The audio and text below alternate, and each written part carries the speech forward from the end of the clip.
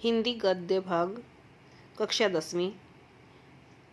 नेताजी का चश्मा, जिसे लिखा स्वयं प्रकाश ने, क्षितिज भाग 2 से लिया गया है। निम्नलिखित अंश को ध्यानपूर्वक पढ़कर पूछे गए प्रश्नों के उत्तर दीजिए। नेताजी का चश्मा पाठ स्वयं प्रकाश जी द्वारा रचित है।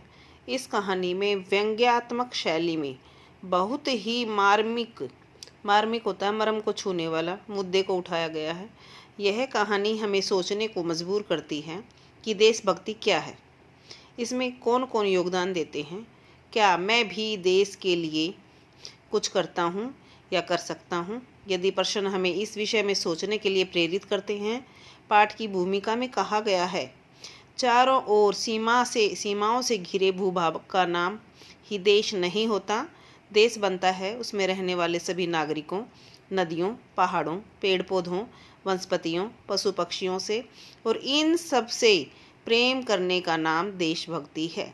नेताजी का चश्मा कहानी कैप्टन वाले के माध्यम से देश के करोड़ों नागरिकों के योगदान को रेखांकित करती है, जो इस देश के निर्माण में अपने अपने तरीके से सहयोग करते हैं।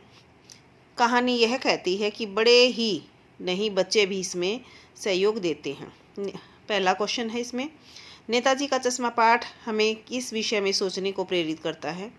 यह पाठ हमें उन लोगों के बारे में सोचने के लिए प्रेरित करता है जो देशभक्तों का मजाक बनाते हैं, जिनमें देशभक्ति की भावना होते हुए भी वो उसे प्रदर्शित नहीं करते। देश किन से बनता है? देश केवल भूभाग से नहीं बनता, बल्कि ये उनमें रहने वाले लोगों से ही बनता है। पाठ में देशभक्ति किसे कहा गया है? पाठ में देशभक्ति केवल सीमा पर जाकर लड़ाई से नहीं है, बल्कि अपने देश की सार्वजनिक संपत्ति की रक्षा करना, पशु पक्षियों से प्रेम करना भी देशभक्ति ही है। इस कहानी किसके माध्यम से देश के करोड़ों नागरिकों के योगदान को रेखांकित की गई है?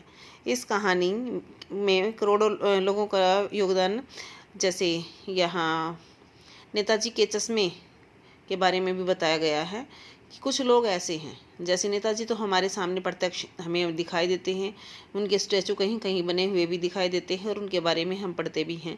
लेकिन कुछ लोग ऐसे हैं जिनका कहीं भी हमें नाम निशान प्रतीत नहीं होता, लेकिन वो हिडन में होते हैं, छिपे हुए होते हैं, और उनके बलिदान भी देश के को आज़ाद करवाने में कहीं ना कहीं प्रमुख रहे हैं।